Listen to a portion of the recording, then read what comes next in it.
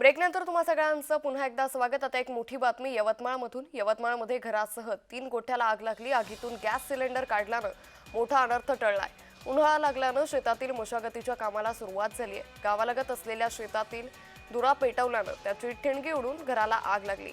पाहता पाहता आगीनं घरालगत असलेल्या 3 गोठ्याला कवेत घेतलं। यावेळी एकानं जीवाची बाजी लावून घरातील गॅस सिलेंडर आगीतून बाहेर काढलं। या घटनेत घर जळून खाक झालंय। घरातील संपूर्ण साहित्याची राख रांगोळी झाली आहे। या घटनेची माहिती मिळताच अग्निशामक दलानं घटनास्थळ गाठून पाण्याचा मारा करून आग आटोक्यात आणली।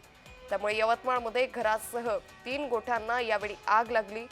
सुदैवानं एका व्यक्तीनं स्वतःच्या जीवाची बाजी लावून या घरातील गॅस सिलेंडर हे तात्काळ बाहेर काढलं। त्यामुळे मोठा अनर्थ देखील या ठिकाणी टळलेला आहे।